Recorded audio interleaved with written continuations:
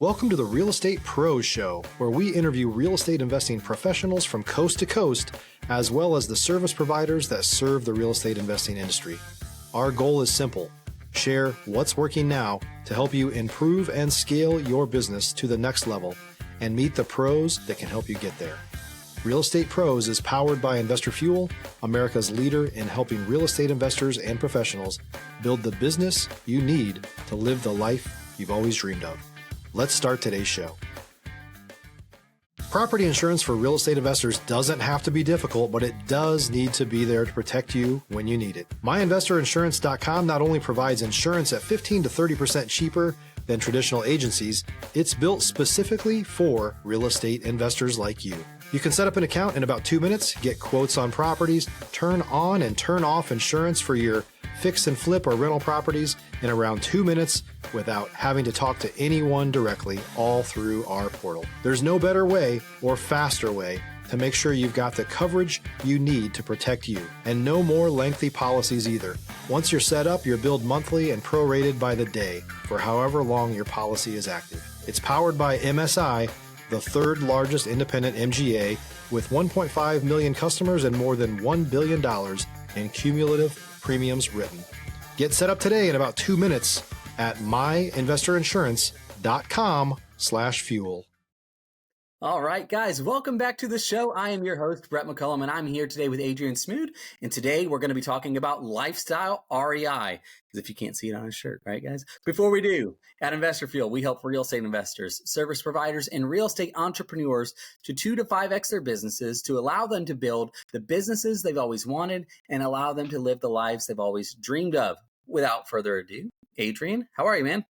Great. How are you today, Brett? Bro, doing good, man. Great catching up with you before the show and everything. Realized we have a lot of the same friends for sure. And unfortunately, I don't know how you want to look at it. It's the first time we've got to meet. So yeah, at least thanks we're finally meeting. Yeah, exactly. Dude, I know we could just talk for just talk for talking's sake, and we'll do a good job at it. But let's try to give people a good show. Let's back up a little bit, catch people up to speed, rewind. Who's Adrian? Catch us up to speed, man. All right. Well, I got started in real estate investing a little over 20 years ago. And because I was a terrible, terrible tenant. Now, this is back in my party days, college years. I was up in Gainesville actually partying a lot. I didn't live there, but my friends went to school. So we had huge parties. We were on even Police Beat, if you remember that show. It's like a local cop show. So I brought those type of parties back to Brandon, Florida, where I was renting with some friends.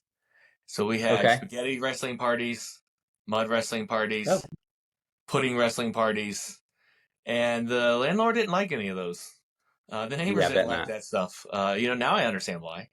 We even have an eviction notice for my friend parking his motorcycle in the living room. However, we did not get in trouble for the pool party that we had inside the living room. Somehow we didn't get caught on that. But long story short, after all these evictions, you get tired of it. I bought a house. I had a family member. He was a mortgage broker. I remember 20 years ago, you didn't need anything. You just signed a piece of paper and they gave you a house. They gave you the mortgage. So I bought the house.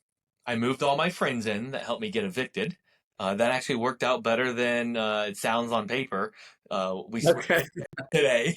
But I learned, these parties aren't good now that I own the house.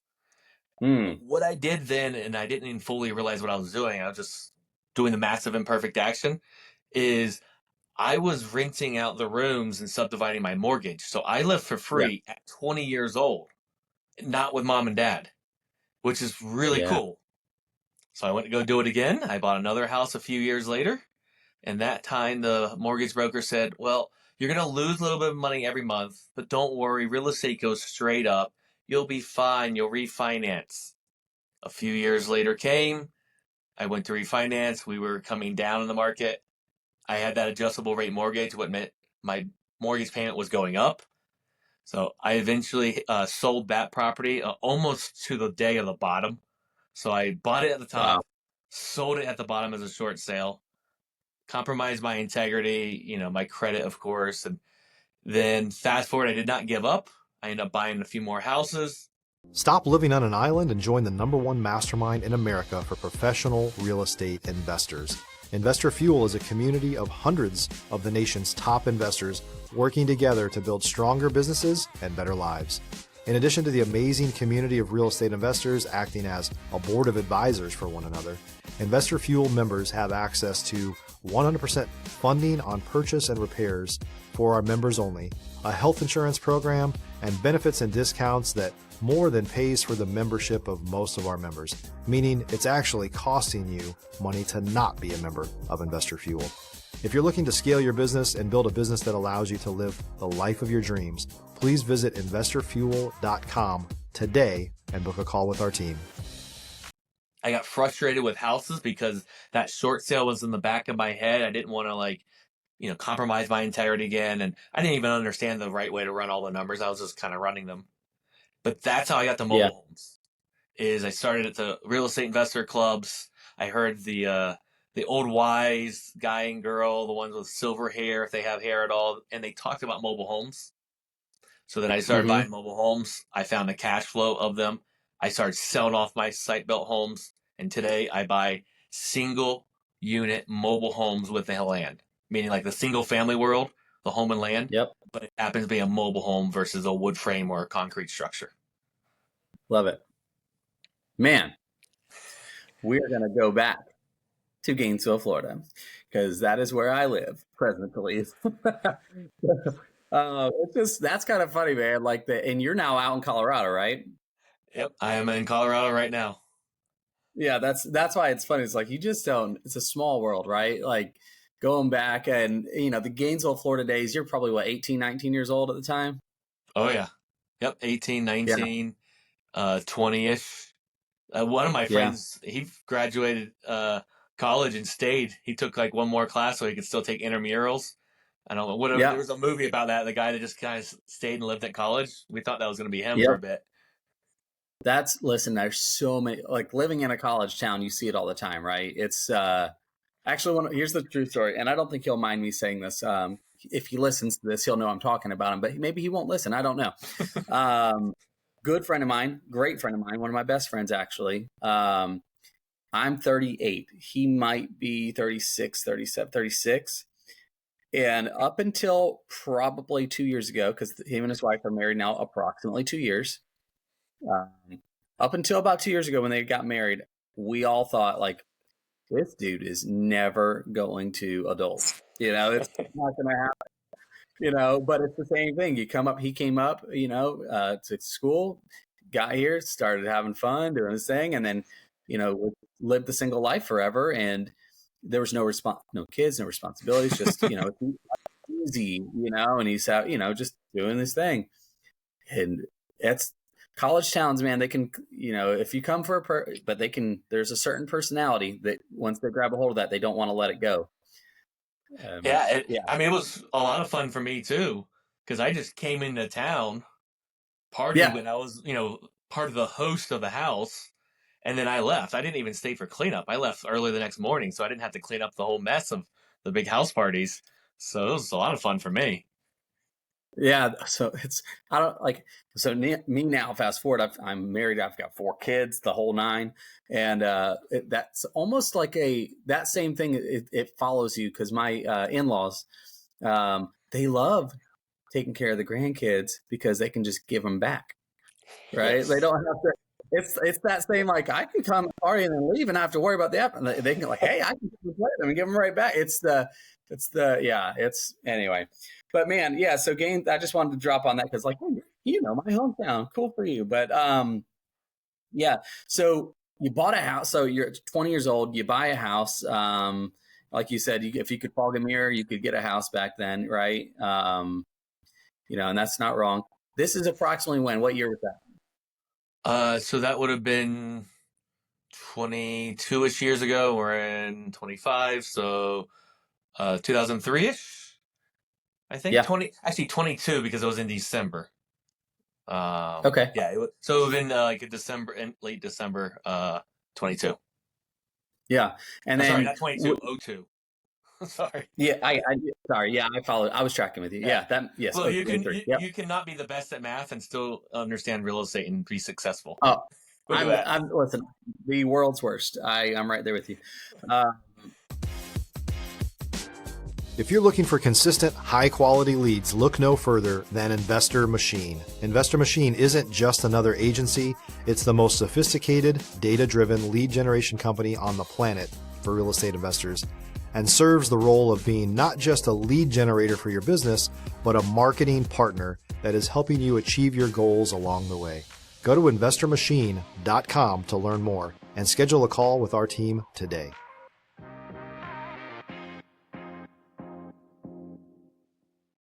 all right, so 203, you buy this house, and it wasn't even a term back then. You house hack, and Exactly.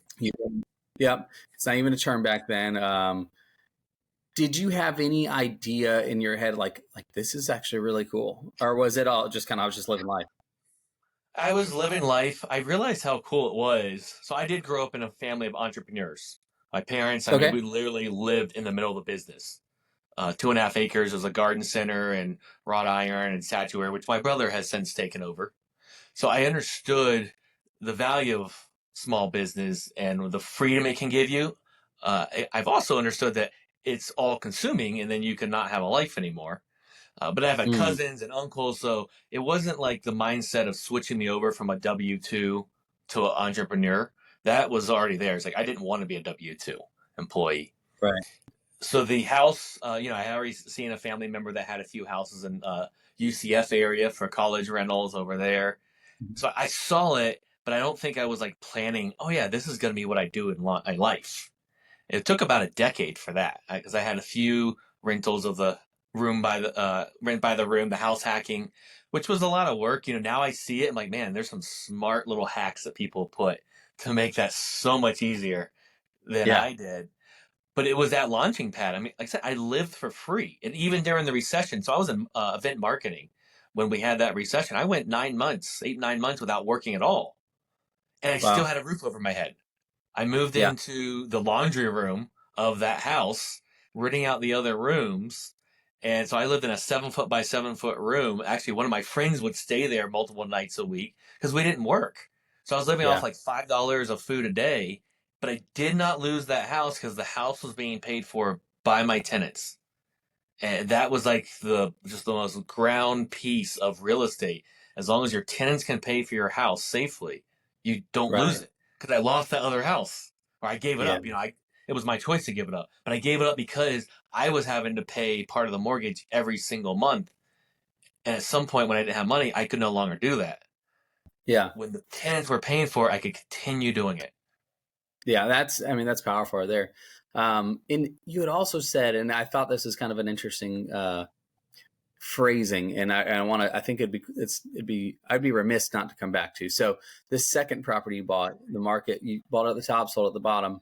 I totally get that. I mean, if you guys have been in real estate and trying to sell at the end of 23 into 2024 in Florida, that is, there's a lot of that. Maybe not in other parts of the country, but here there's a lot of that that's been happening. Look at new construction, by the way, here in Florida. It's major dips going on, right? But you said compromised integrity a couple of times. And I think it's a person that actually has a lot of integrity that would admit to somebody that they compromised integrity. So I'm curious I wanted to come back to that a little bit and talk about what did that mean? Yeah, so I didn't realize that at the time of why I was hanging on so tight and did not want to sell, because I held on to that house a few years at a loss, even after everything was going terrible. That's why I ended up selling at the bottom. I did not want to. I said I was going to make these payments, and I didn't. So I'll back up something I don't talk about real often is my parents filed bankruptcy when I was a kid. And that was really hard. My mom still doesn't say that word because it's an integrity thing. She calls it the B. It's embarrassing, but the deeper thing I realized than embarrassing, it's an integrity thing. We said we were going to do something. So I saw that once I've dug in what really happened. that was a repeating cycle. And now I vow to never repeat that cycle ever again. Of course, for other people, but really the bigger thing is it's a selfish thing. I don't want to ever go through that again inside of compromising my integrity. If I say I'm going to do it, I'm going to do it. If you're a new or newer real estate investor looking to launch or grow your real estate investing business, please check out Investor Fuel Club. It's a coaching community, but unlike anything you've ever seen before. And you can actually partner with members of our mastermind from coast to coast on deals right in your market. There's no better opportunity to build a consistent business than to literally partner with pros to help you avoid costly mistakes, avoid the need for capital to do deals, and help you eliminate your fears as you're starting your business. Learn more about Investor Fuel Club at investorfuel.com/club. Yeah. That's, and I had a feeling that's kind of where you were going to go with that. It is such a difficult thing. Like integrity is not when it's easy. Right. And I mean, we've all had things happen, where, but I don't have any choices. There's always a choice, there is some, and I do take a position of sometimes, and it's probably 1% of the time. Okay. Where bankruptcy exists in the right circumstances. Okay. It does, but it shouldn't be our default exit. Exactly. It should be, you've done everything you can do, and you've done everything you can, and you've done everything you can, and you've done everything you can, and literally you've done everything you can. Right. So, but most people are not willing to stay the course. I'm just like, I'm going to quit. It's too hard. It's too hard.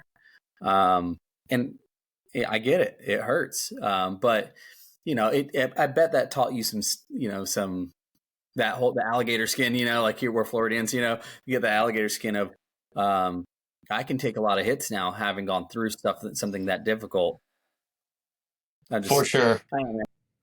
Yeah. I mean, I don't wish and hope for more bad things, but I have learned every rough patch of my life, the alligator skin. I really like that analogy. Like I'm a little tougher. I understand how to get through it. And then now I use those past tough times to help me with future tough times and current tough time, to keep getting through it. I love a quote. I don't remember Art's last name. It is bad to bet on the end of the world because it only happens once. And I think that's the same with like the end of Adrian will only happen once. So I should bet on the good. Like, I'm going to make it through it. There's other people say the quote of, you're strong enough to get through it because you always have. Right. If you really think about it, you always have. Even if you're still in something really crappy, you still have gotten through some hard parts of it, and you're still awake today. You're alive. Yep. Yeah, that's not wrong. Actually, a good friend of mine said that the other day. We were talking. He said that exact same thing. An outlook I take on that I've heard said before is, and I'm not trying to make this like Debbie Downer by any stretch, guys. Like there's a lot of positive things. We're getting ready to transition into the whole lifestyle side of things, which is going to be a lot more fun, I promise. But before we get there, life is not always a season of like super high highs, or even low lows, right? But it's you're either going into something, you're going through something, or you're coming out of something, and that's the cycle at all times. In, through, and out. And the out, we all want to be going out, because when we're going out, it's like, oh, we did it. It feels good. Like everybody wants that. The toughest time is when you're going through it, but it's when what you said before, it's like, you've always made it through it before. Nothing is forever, and it's difficult. I mean, I know we've talked some stuff pre-show that we're like, some connection points that we had, and it's like, dude, some of this stuff is hard. Life is not easy, but I want to add one more thing to that before you pivot the conversation is I've learned I'm good at patterns. Like Tony Robbins finds all these patterns, and it is a skill set I have. And I have found that to be the pattern. All actually successful investors, entrepreneurs, small business owners, not the ones that have been 2 or 3 years, the long term, They've been through hard stuff and they can get through it because, as you already said, you are going to have hard days. If you're in business long enough, you're going to have some really sucky days, business-wise, and then it falls over into our relationships too. So it's really difficult to keep them separate because we're human beings and we come home and we're tired and we're worn out. So learning to get through those, and I think that is the difference of the successful ones that make it, that because they don't quit and they learn how to get through it, and the non-successful ones quit when it gets super hard, and it's going to get super hard. Yeah. And I think that's in business. You've heard the phrase, you don't mix your business and your personal life. That, like, listen, like that is a false statement. From my point of view, that is a false statement because we are not, you ever watched the show Severance? Have you heard of that one? I've heard of it. I haven't watched it. The basic premise is they have a chip in their head and they go to work and they have the severance chip that like they're just workers and they don't, and so they can split their personal and their business out. Right? That is not real life. that'd be nice, right? I mean, some days that would be nice. Right? Yeah, some days that would be great, but like you go, like it's not real life. Yeah, you know, and so if you guys are going through stuff, you know, just let it be an encouragement. Like, people like me, people like Adrian that we have gone or are going through stuff. It's hey, you can make it. You're tougher than you think. You always have made it through, and it's going to be okay. But I do want to pivot because I don't want to stay in the Debbie Downer of the day. Let's park this thing back up, Adrian.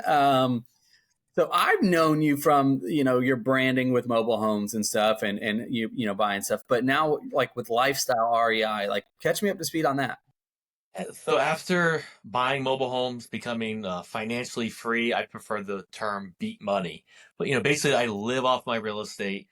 I don't have to go and, do another deal. I have enough for my means to live off my mobile home business. And because I wear bright colors and I talk about what I do, which is not the most popular in the mobile home space, people started asking me, hey, would you share what you do? And so I started speaking locally a little bit, and then I learned once I got over like the extreme fear of speaking, which, by the way, at my local REIA, they had me reading the legal disclaimer, and they said I physically shook up there reading it. I don't remember because I think I blacked out. It was so hard.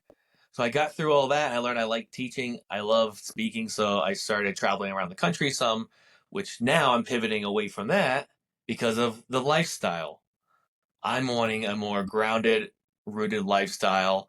I have a girlfriend and I want to be more in her life. I don't want to be traveling 50 weeks a year because how do you have a relationship that's successful if you're never there? Unless she just doesn't like you. Then she wants you to travel, but that's not the case.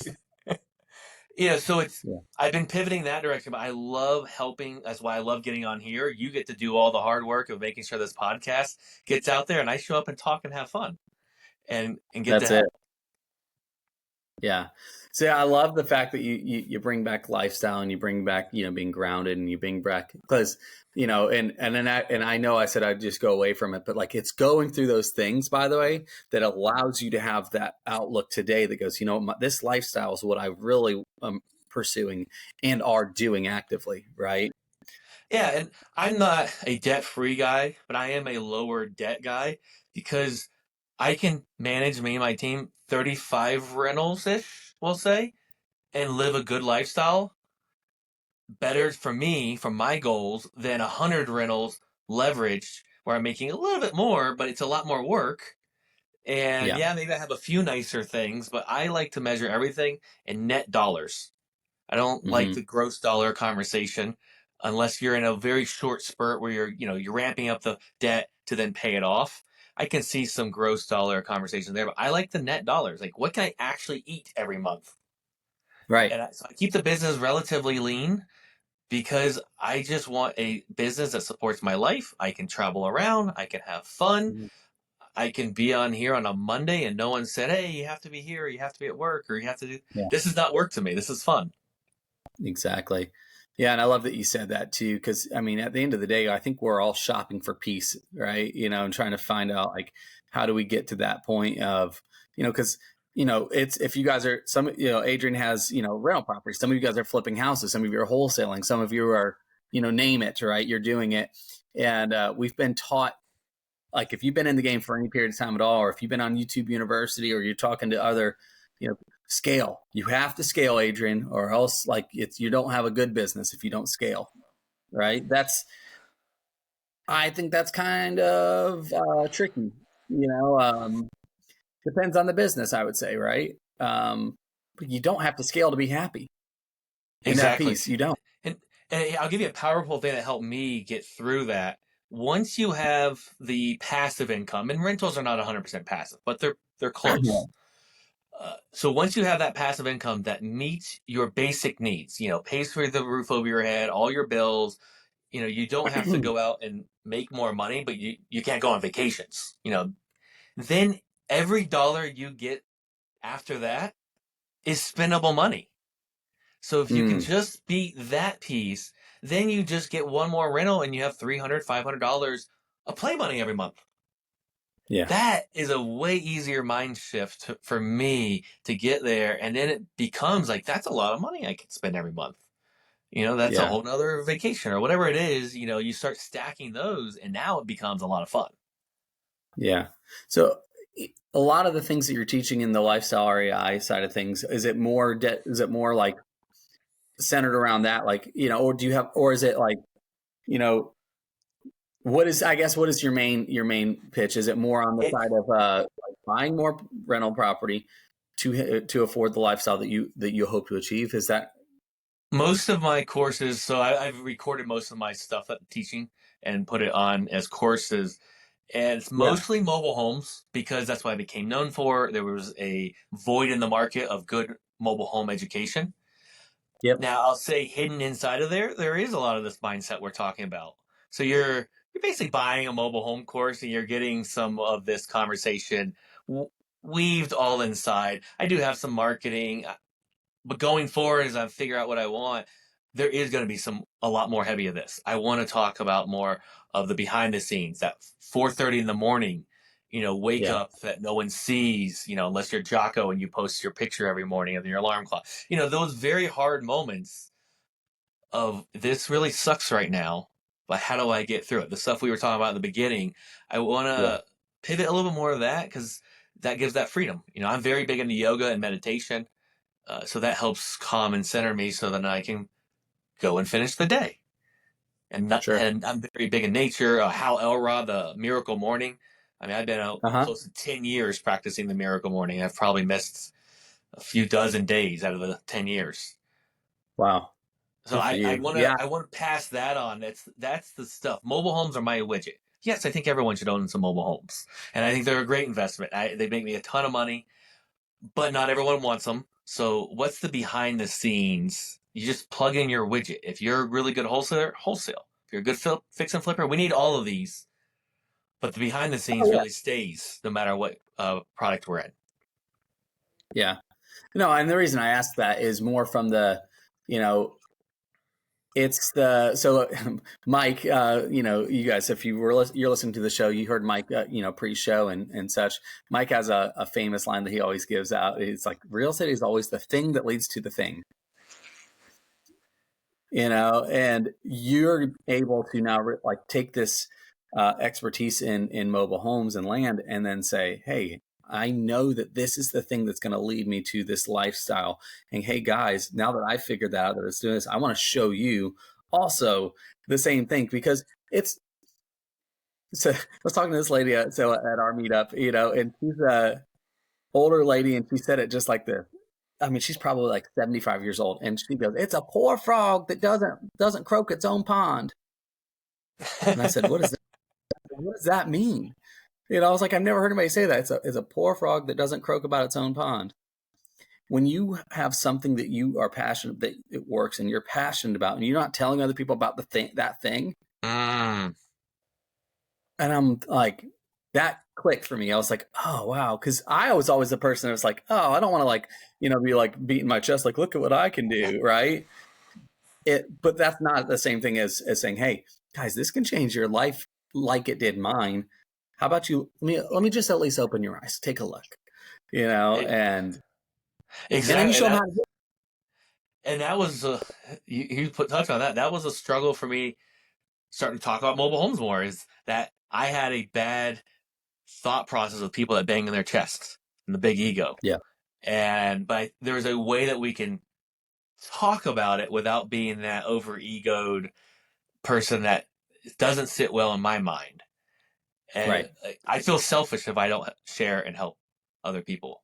And not everyone wants That's to. So that's a you know, shift, man. You got it. Yeah, and you did it. And I'm glad you did, because you're not here talking to me if you didn't, right? And you're not and you don't have course materials and you don't have things like that, because the fact is, guys, whether it's this, and Adrian, I know you're not going to mind me saying this, whether it's this or something else, even, right? You said something way early in the conversation on the intro. You said massive imperfect action.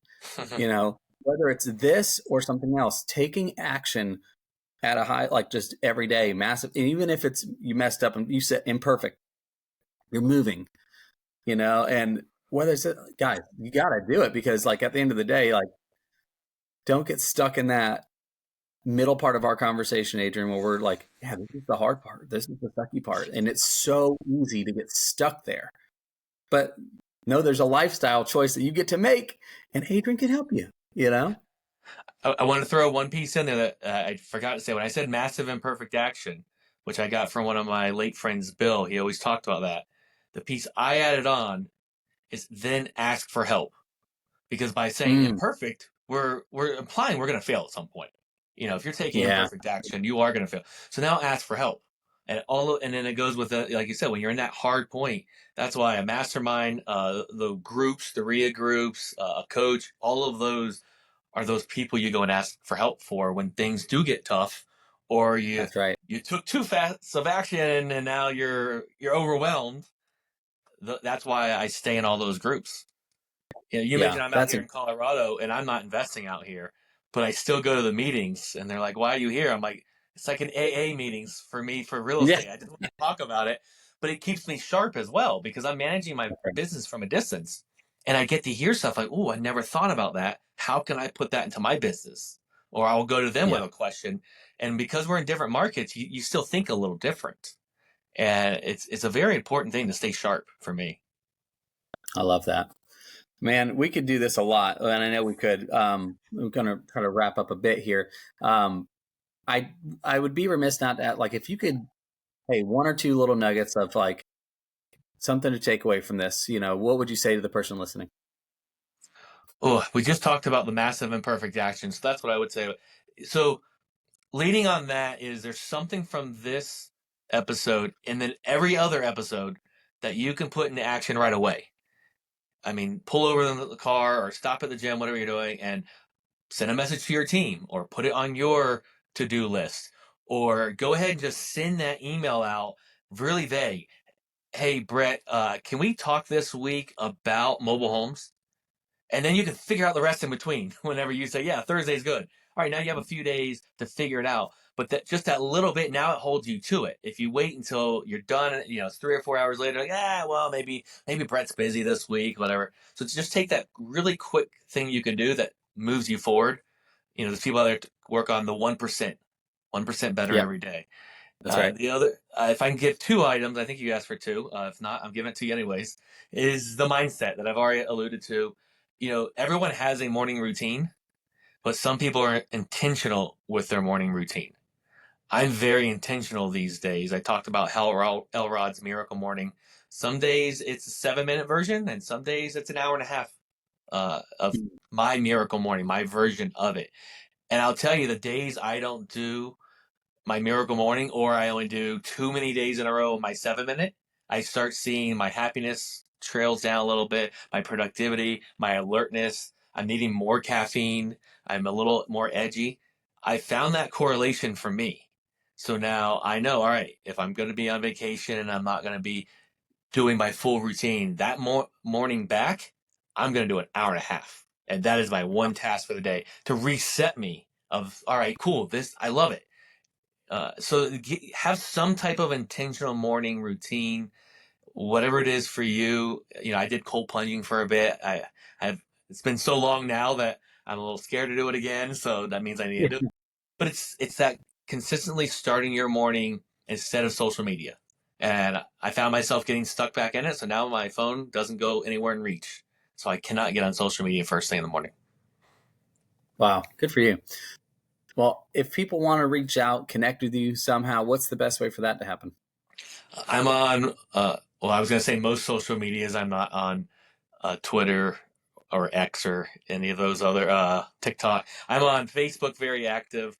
My profile is on LinkedIn, and I check every once in a while. I'm on Instagram, so it's Adrian Smude, or you can go to lifestyle-rei.com. And actually, if anyone's interested in busting your myths on mobile homes, so we didn't talk about them, just shoot me a message and remind me you're on here, Brett's podcast and Investor Fuel, and I'll shoot you over some myths busted, because that's the first thing, is changing our mindsets so that we don't think we're all trailer trash, and we can actually help people and make some money in between. Dude, killer. Guys, then this will all be in the show notes, right? So make sure you guys, look up Adrian. He's a leader worth following, guys. Somebody you guys should really connect with, and I can, for very certain, plus and tell you guys the mobile home space is looked over, and you guys shouldn't. So, but man, Adrian, pleasure having you on here, man. I really appreciate you hanging out with me today. Appreciate you having me, man. Thank you. All right, guys, until the next episode, we'll see you on the next one. Take care, everybody. Thanks for joining us for today's Real Estate Pros Show.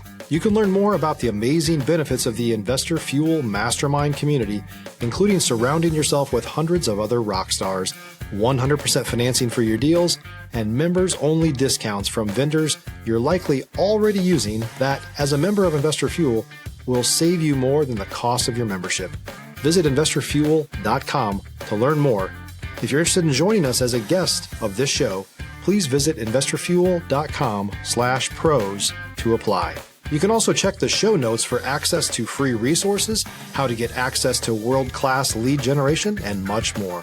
Don't forget to subscribe so you never miss another episode. Have a great day. We'll see you on the next show.